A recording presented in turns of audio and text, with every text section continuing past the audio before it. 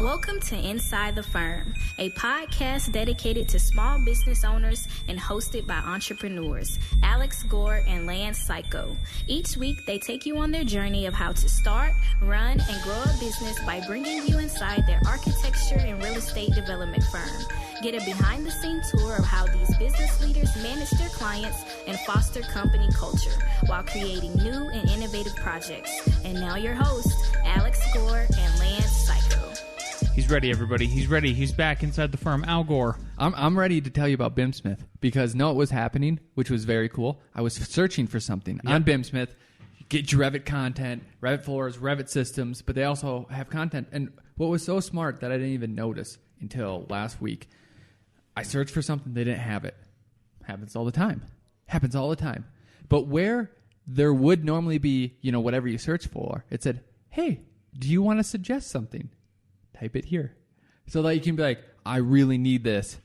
You can suggest Ben, who I know is one of the BIMsmith guys, the owner, build me this now. And then he'll probably get that email. That's interesting. Like, guys, should we maybe go get some of this? Because someone's yelling at me. Well, if I was them, and I hope they're doing what I'm about to suggest, is if they take all the suggestions, then they go after the manufacturers, and they're like, hey, by the way, this last month we've had 17 inquiries. I think you should hire us. So, but I know where you're going with this, but it actually helps the user. If you really want something, you can't find it. Type it into BIMsmith. Go to BIMsmith. Type it in there. If it's not there, say, yes, I want this. Give me this.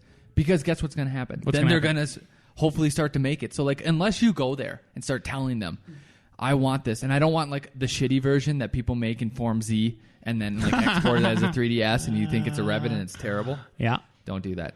So, please go harass BIMsmith. Go to BIMsmith.com. Go tell them what you want, and then they'll see what they can do about it. Yeah. So I have another correction. So last week... Another correction. This is the first one. Well, yeah, this is the first one. It's been a long week. Oh, my God, you're telling me. So last week was a special episode. If you haven't listened to last week, it was about two awesome entrepreneurs who are doing profit courses.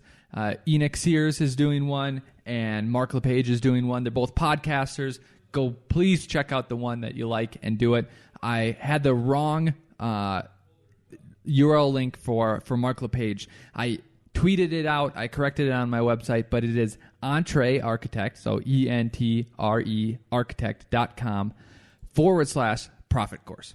Right? That's it. Yep. And then I'm going to, Lance, keep talking. I'm going to find the other one just so I can shout out both of them. Oh, now I got to keep talking? You know what? I need to listen. I'm going to make it an effort. This is what's funny. Some people ask me sometimes, do you listen to your own podcast? My wife thinks I'm going... people ask me, I'm like, no, I don't need to listen to myself. Yeah. I have friends that ask that. But this time, because Al interviewed other people, some of our best friends in the architect community, I'm going to go listen to it this weekend. I'm excited. Yep. I'm excited. I hear it's good. The numbers are crushing it. Yeah. So the other one is Architect Resources, so that's plural, .org, so don't do .com, and that's /profit -levers. So Mark LePage is profit course, Enoch is profit levers. Check them out. You can't go wrong. I think you should try both of them. We're not going to recommend one over the other at all. I think I'm in both of them. I like both of them. There you go. You heard it from the man himself, Mr. Al Gore. You can wave to me through once you log in, you just wave at your screen, and I get that. Yeah, I can tell. Yeah. It works out really easily that way. I got something to talk about with you, Al. I wonder if I should start lying to clients. Oh, what? This seems like a bad idea. Oh, man. But let me hear you out. Well, first let me read you a little article, okay? It's called Initial Consultations to Charge or Not to Charge. And so it's by this gal. Her name is Claire Jefford. And she's an interior designer, and she says, when I first started my interior decorating business, I offered a free half-hour meet and greet with potential clients. I would go to their home to see if we were a good fit for working together. This would also provide me with the opportunity to have a look around their home to see if I could start getting some ideas and if it was even a project that I would like to do. That business process in the beginning worked out really well for me. However, it didn't take long to realize that often, once people have you in their home, they want to start asking you questions and seek free advice. which you have been told is rude. Yeah. That's a different story. If you are going to offer a free home visit, this is what I recommend. Don't accept the offer of a tea or coffee because you will be there for longer than you anticipated. It's important for you to realize that your time is valuable and that while you've come out to meet and see their space, you don't have all day to chat. Number 2, I actually recommend you meet off-site and not at the client's home. Although I don't really do many of these meet and greets often, if I do agree to meet someone to discuss their project, I suggest we have a 15 to 20 minute meeting at a coffee place. The important element to remember, no matter what, is that you have to do what works best for you at the point in which you're at in your business. Mm-hmm. For me, this type of meet and greet in the beginning was really great. Why? I felt no pressure and wasn't committed to either way to the project or the client. However, you have to be realistic about it, is that for the majority of the time in these instances, these types of people probably aren't going to be the best clients. The reason for this is because they are likely expecting you to offer free advice and suggestions for their space. Also, if you come out at no charge, even though they may just not understand the process of working with an interior design professional, I think you can insert architect here all day long, they may not be very respectful of your time, expertise, and the value you bring to a project. Once I had a few projects under my belt and in my portfolio, I felt more confident and stopped offering these half-hour free meet and greet appointments. It's also helpful when you know what questions to ask on the discovery call to ensure you can hone in on your ideal client. When you are ready and feeling confident, I even recommend charging more for the initial consultation than your regular hourly design service fee. Yes, you heard me correctly.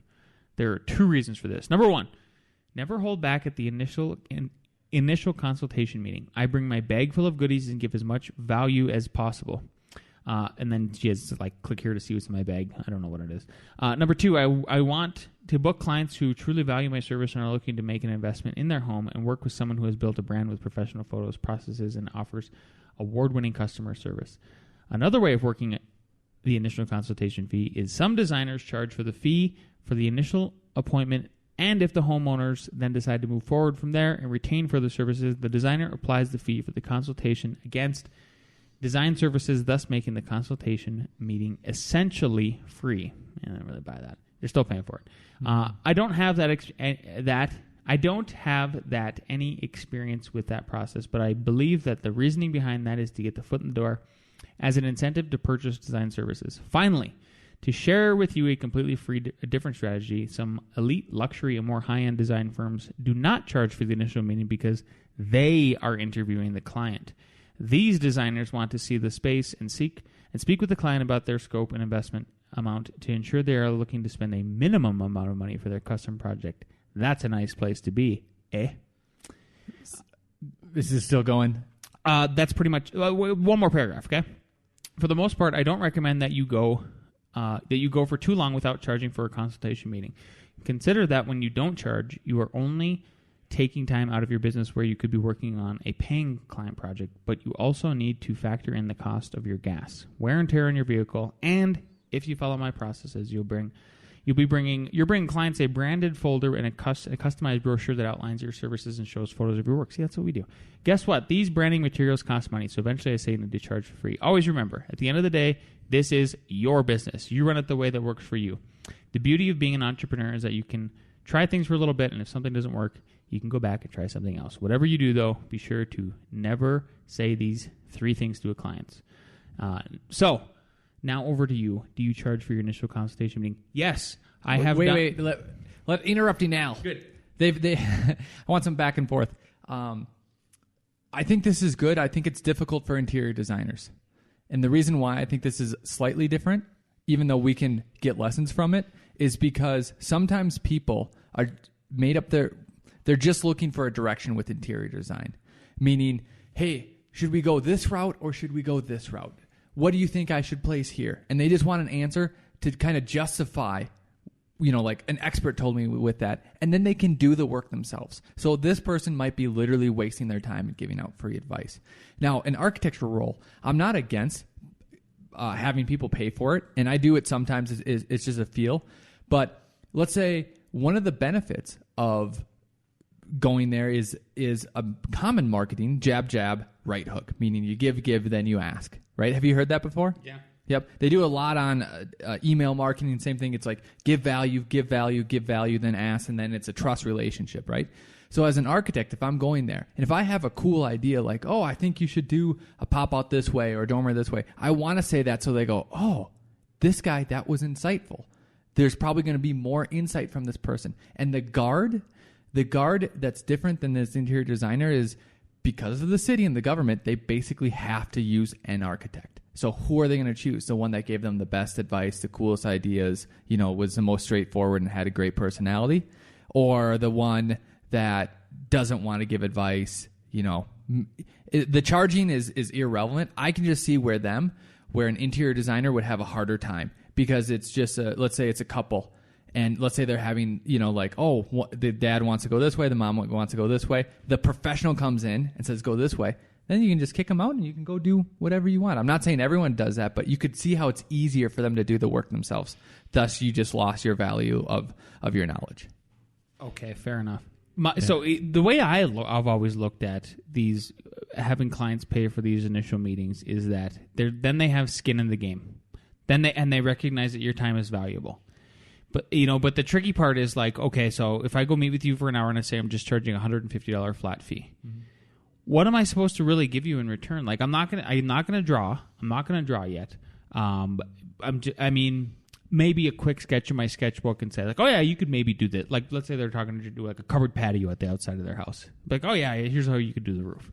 A very quick sketch that isn't actually even given to them at the end. At the end, it's probably just on in your sketchbook. You kind of show it to them and they agree, right? Yep. Here's what I'm running into, and this has happened 2 times in a row, and I'm just blown away by it this week. So the first meeting I had, prospective sales, this is actually a couple weeks ago, but the gal got back to me, finally talked to her, and she was upset. She was upset at the proposal I gave her, and she said, "This looks very generic. This looks very generic, and you didn't tell me anything about what it's going to cost to do my project." You go, why? To build, right? To build. And I went over numbers with her very roughly, right? And I said, if you're doing interior work, here's what it's going to cost per square foot, typically. If you're doing exterior work, here's a range, typically.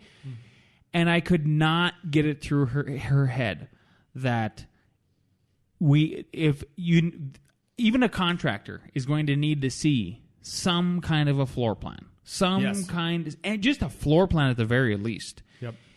So I ended up writing back to her, and right after I got off the phone with her, and it was actually a really weird. It was just such a weird conversation. I actually ended up writing back to her, and I said, "Thank you for your call today. I'm following up here just to make it ultra clear about everything. Per our conversation on Thumbtack, the only deliverable I mentioned is as follows," and it was basically me saying, here's the flat fee. After this meeting, I'll put together a custom proposal for you. That was it for deliverable. Mm-hmm. And then I went on to tell her, and I highlighted our contract, and then resent it to her and said, we would need to finish these 2 highlighted sections, which is basically SD and DD, in order to get a decent set of drawings out for a contractor to bid on what we're suggesting. Here's the numbers you can use. We'd plug into that. That's it. Yeah. And then I even ended it and said, any architect or contractor who would give you any amount of rough numbers with the sort of lists I took down in our meeting is lying and immoral. Like, besides square footage numbers, right? Which is what but she did. I'm just saying, pulling them out of thin air. Then I met another client this morning, and they were kind of upset that I couldn't just provide them a sketch. I'm not joking. A sketch. They go, why do I have to go through all these processes for you to tell me what it's going to cost? I would expect that you would have the experience to know what this project is going to cost. And I go, I'll just flat out tell you, if I think, you're here, here's where your budget will work, here's where your budget won't work, because everybody's got these ideas of like, yeah, we want to make it like net zero with all of these solar panels and high performance windows and all this other stuff. And then they tell you the number that they're thinking that they don't want to exceed, and they'll go, nope, you're not. That's not happening. That's not happening. But I'm so surprised because we've talked, like you're my business partner multiple times. Yeah. And where people, I know you go to meetings and they have a square footage that they want, or you glean out of them, and then you can give them an easy $200 a square foot. you could do the math right there. Both of these people. How is that not a general estimate? We're all over the place. All over the place. And maybe that's what it comes down to is if you're in a sales meeting with these kind of clients and they are just like everything is up in the air. Nothing is concrete, right? Then I don't know how you got to get it across to them. I don't know if there's any hope.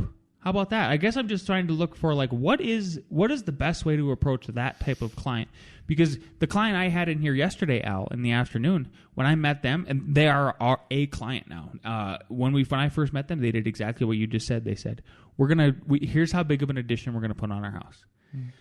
Told me the number, and they go, what do you think it's gonna cost construction wise? I go, here's a rough number. And then they went back to their contractor who they already selected, and the contractor confirmed that.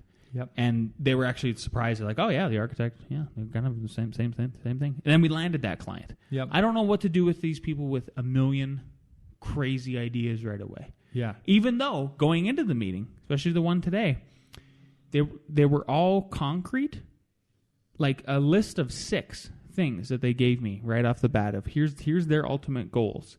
But then upset that I could not just provide them some kind of sketch by looking at the building and saying, here's what it's going to cost. I'm like, you got to put some skin in the game. You're going to have to pay a little bit of money up, for us to get to this point. Well, it goes back to what you kind of alluded to earlier. I was talking to some professor, and anyways, like just asking for concept advice. And I go, it would be totally, I think, out of bounds for me to ask him to do equations, which I didn't do. Like that, like what, you're going to sit down and ask someone to do equations or something? Yeah. So I think it's the same, like it's out of the, well, it's in this scenario, it seems out of the question to do a sketch, right? But let me give you the caveat, the nuance to it, the ones where they're the exception, not the rule, the exception. I know our friend Jerry Bolin has done this and gotten a job, and I know that I've gotten a job offer from it. So they're at, like a car dealership. They're like, oh, we want an addition, and we're thinking it'd come out here. And Jerry sketched them down. He's like, I think you should do something like this. Won them over, but you're getting, that's going to be a $50,000 contract or above. That's totally different. Now, if we are in the recession and these were our only clients, yeah, maybe you just do something on the spot. But it's a warning sign where there's a lot of business advice where you have to be efficient and you have to do what's in your wheelhouse. And for us, corralling cats is not within our wheelhouse. Those kind of clients. For some clients, we have clients that we draft for, they're actually amazing at that. Discussions, figuring everything out. That's just not us. So it's not in our wheelhouse at this time in our firm, at this stage. I don't have the patience. In our firm. Yeah. But if you're in a different scenario, if you're just starting off, yeah, maybe. But again, I would warn them about these clients. We've dealt with these clients. You're going to want to budget more because it's going to take way more, and they're going to want to get a low budget, and all of a sudden there's going to be a conflict there. Well, so it's a hard way to make a living. Back to the client I met with today. One of the things he said is he goes, I'm interviewing four architects, including yourself. And I go, good. You should interview. This is a big decision in your life. You need to be comfortable with whoever you choose. Yeah. And he goes, well, why am I, why would I hire 4 architects? Okay. Why would I hire 4 architects to? He goes, the problem is I don't know which architect to pick, and who will give me exactly what I want. So I feel like I have to hire all 4 of them and go through the process. And I brought the mock proposal and showed him how it works. And he goes, I feel like I have to hire all of them. I go, don't hire all the architects. I go, if you are as nervous as I get the sense that you are, yeah, about picking the right architect, I'm just going to be completely blunt with you. I have never done this type of project. If I was you, I would look for somebody who is specialized in this type of project. What type was it? A wedding venue. Oh, so, yeah. Yep. I said it, I have no problem telling you. I said good advice. You are speaking to an award-winning architect.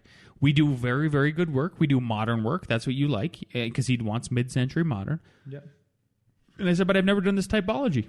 So I'll just flat out tell you. And I'm comfortable telling you that. That's what you should do. Like, you know how honesty works, and just like doing things for the good of things, it all comes back to you somehow, right? You don't just, that's the universe. It's the right thing to do, It's too. the right thing to do. It's the right thing to do. And that's why I'm saying, should Lance start lying to these other clients?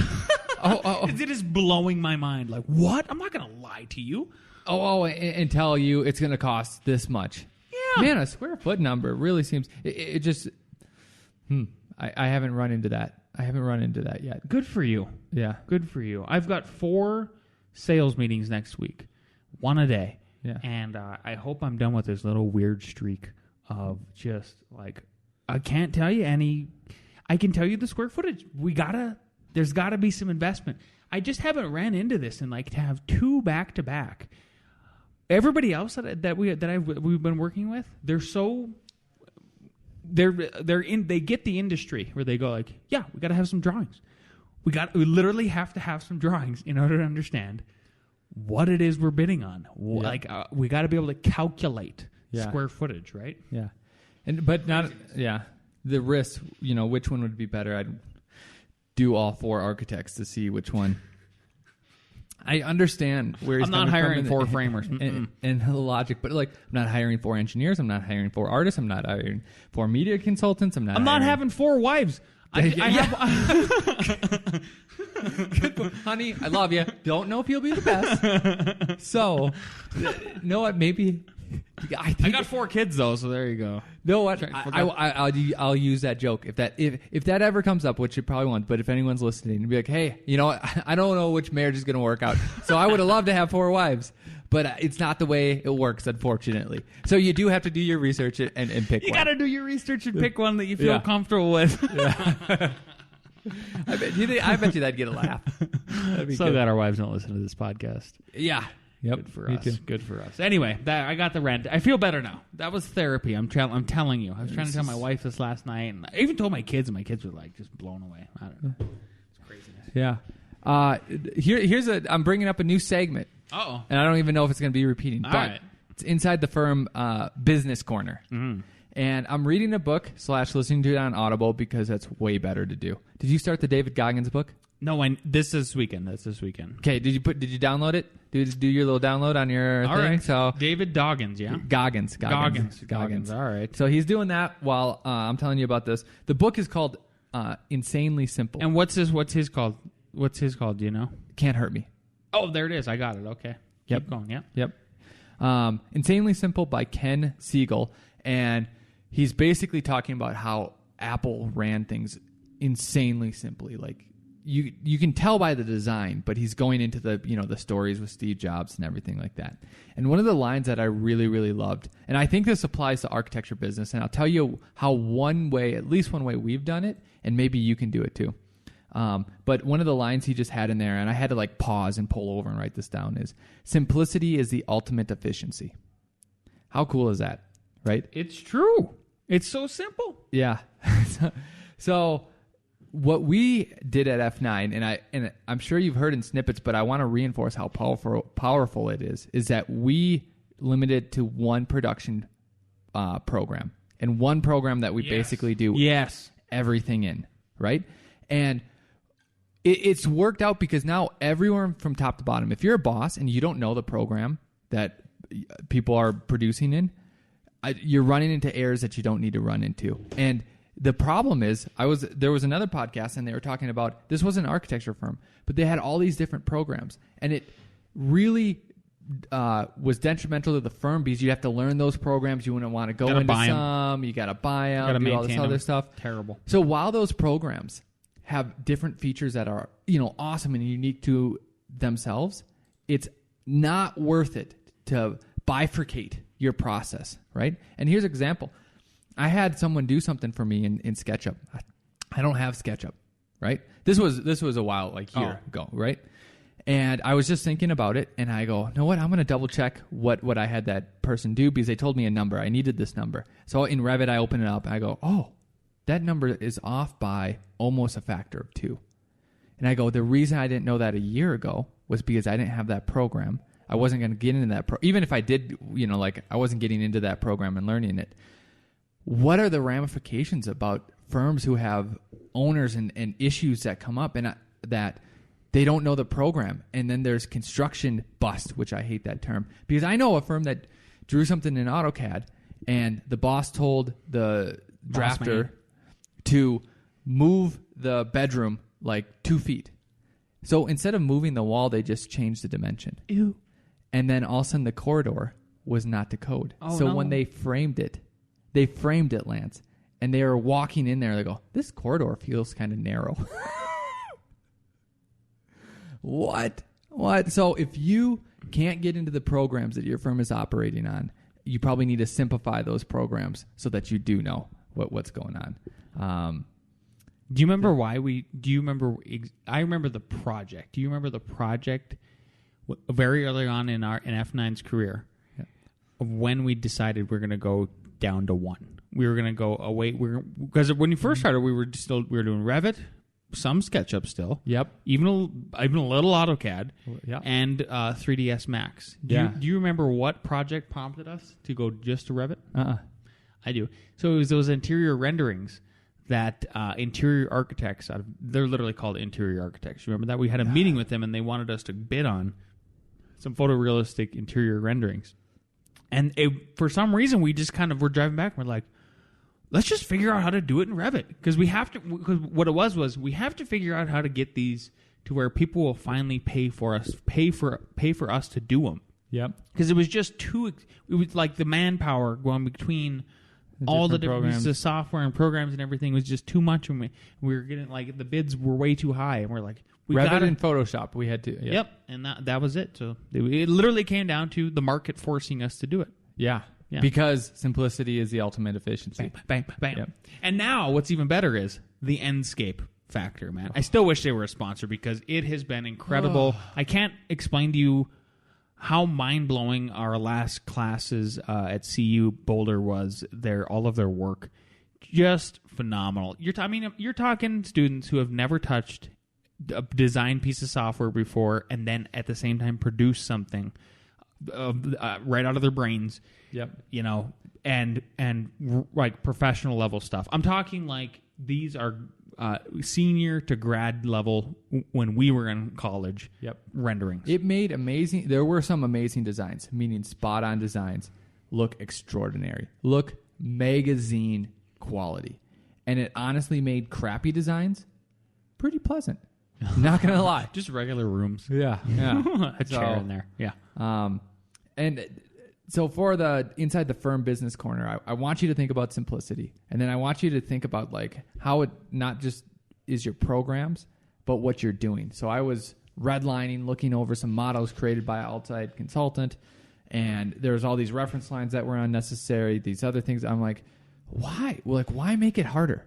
Why? Just at life. Have I told you how I want to simplify my life after the development? Yeah. I want to. Well, even like I want to get it so I just order on demand, like once a year, all the deodorant. Yes. Stuff Yes. like that, Yes. where I'm just like, it's for the rest of my life. Yeah. Is maximize Lance's lifetime. He just doesn't spend one day setting it all up and like done. Do you know that I have enough razors to shave my face probably for the next 10 years? See, this guy sitting across from me already has it. Come up to my level. That's what I'm trying to do, Al Gore. That's the only thing, because I have a safety razor, so it's just little blades. I'm like, I'm ordering 5,000 of them. Done. Amazon. I hope they don't rust. What? I'm serious. I hope they don't rust. They're not gonna. They're in a little package. They're wrapped in plastic, and then they're wrapped into another thing. So yeah, should be good. Yeah. So that's all I got for that. Nice. I have, if you had a construction site example of simplicity. Mm-hmm. Oh man, there's just so many questions lately. Oh my god, I don't have. There's not enough lumber for these guys. There's been some really successful things though. That is, here's what I would say is I think if there needs to be more architect builders. It's not all about the money. Yes, the money is better, right? You get paid 3 times if you wear 3 hats, and you'll be able to just keep leapfrogging in life and business if you do it well. You're gonna get more control of your work. There's gonna be less screw ups. But what has been the best part about it is I had my framers come up to me this week and say, I just want to work with you. And I go, why? Why do you get, well, they go, it's fun. They go, we don't want to be grumpy when we go to work. And they go, all these other contractors make us grumpy. They go, you're fun. You joke with us. I speak enough Spanish too to understand what they're saying and then talk back to them in Spanish. And I think they really appreciate that. Yep. And then make jokes with them too in Spanish. Yeah. But the best part about it, they go, you, whenever we need something, you come to the site. Just like that. Yeah. Whenever we have Wait, time out. Isn't that pretty simple? When your construction site, which is millions of dollars, and they need an answer. Literally this one, $2 million. Go up there. I don't even have to tell you, not that I would tell you, but like, I don't even have to like convey that concept. Hey, Lance, do you think you should go up to the job site whenever they ask you a question on our $2 million project? Yeah. Okay. There's the rule. Done. And instantly. Yeah. I mean, like, okay, now I got to drop everything. Yeah. Now I got to drop everything. It's like the other day, if you go to Facebook.com/F9 Productions and go look at, you'll see there's a picture from this last week. We had to rent a crane and we had to put a beam into place. I had to drop everything and get that crane there, like within the hour type of thing. But that's why they like it, is because they're like, they don't want to, they have a fixed amount of fees just like us. So they want to move as quickly as possible because then they maximize what they're making per hour and they want to get it done. And all of that was, so what's been great. And then the questions, they go, if we have a question on a dimension, you know exactly the dimension that we need. They're like, there's no guesswork. Because I feel like a doctor when I go onto the job site now, because I'll bring my briefcase. You know, like a doctor when he, old school doctor when he bring his black briefcase and fix everything. That's what I feel like when I go. Because you can open up, you open up. Oh, I open it up. I spin them around. They show them exactly what we're talking about. There needs to be more architect builders. Even if you're just please try it. Try it. Don't be afraid. Trust me. Even like we're doing it, but we didn't know everything. I'm still learning so much, especially even about the underground stuff. Like, oh, I didn't know you guys, that's how you hook in the pipe. That's amazing. Okay, that's how it works. Got it. You know what we should do as a fun episode? Once we're done with it, like maybe a month after, like let the dust settle. Write down like all the dumb stuff we did. That we all did the cool not know. stuff. Yep. You know what I mean? Like just a list of 10 dumb things, 10 awesome things that worked out. That'd be a great episode. Yep. Yeah. Yep. So there you go. That's how I would keep it simple. Is if you're comfortable wearing more hats than one, trust me, you're going to simplify the process for everybody. The framers don't want to guess. They don't want to guess. They want to do the right thing. They want to get in there, get out, and go home. Yep. Speaking of that, do you know what's next? I have no idea what's next. It's the simplest person I know. Oh my God, he's such a simpleton. Nick Renard with Nick Reads. Hello, best friends. I hope you all had a great week this week. A reading. It is important to me to reflect about architecture, to step back from my daily work and to take a look at what I'm doing and why I'm doing it. I love doing this, and I think I need it too. I do not work towards architecture from a theoretically defined point of departure, for I'm committed to making architecture, to building, to an ideal, a perfection. Just as in my boyhood, I used to make things according to my ideas, things that had to be just right, for reasons which I do not really understand. It was always there, this deeply personal feeling for the things I made for myself, and I've never thought of it being anything special. It was just there. Today, I'm aware that my work as an architect is largely a quest for this early passion, this obsession, in an attempt to understand it better and to refine it. And when I reflect on whether I've since added new images and passions to the old ones, and whether I've learned something in my training and practice, I realize that in some way, I seem to always have known the intuitive core of new discoveries. Peter Zumthor, Thinking Architecture. Al, Lance. Well, really just Lance. 1 month, baby. 1 month.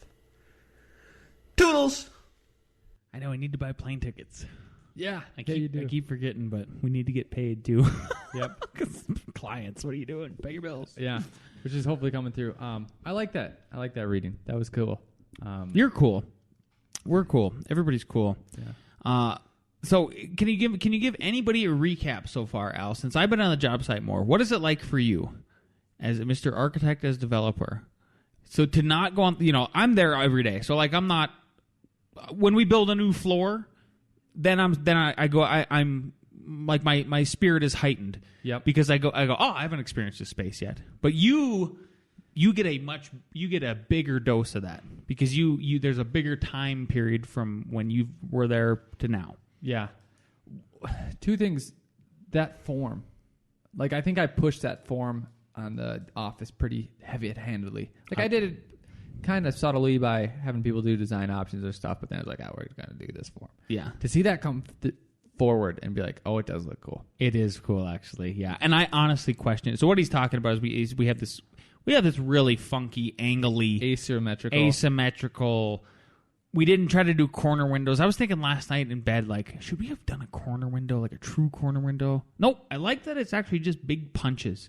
And we have these like deep insets and everything. Yep. Yeah. So like, I love that actually manifested. And then going upstairs, which will be our office. Holy cow, does it feel bigger than what I thought? And, I stand there. I was like, man, our bowl pit, where we got the guys right now is only like this big. And we're going to have this huge thing. So I'm excited for it. Yeah. Rock and roll. Any parting words for today? We are not doing any AR Jeopardy today because I was out in the morning, literally running around getting lumber for the framers and making sure they're doing their thing. Parting words, go visit Enoch Sears Profit Levers course at www.architecturalresources.org/profit-levers or Mark LePage's profit course at at Entree Architect, ENTRE architect.com/profit course. All I got for you is, please, if you have not given us a 5-star review on your app, just go to your iTunes app, go right in there. You can leave us a 5-star review. You don't even have to say anything. And then you can take a screenshot of that, email Al at akg@f9productions.com. And what he will do is he will email you a free PDF of his book, The Creativity Code. So with that, we will talk to you next week.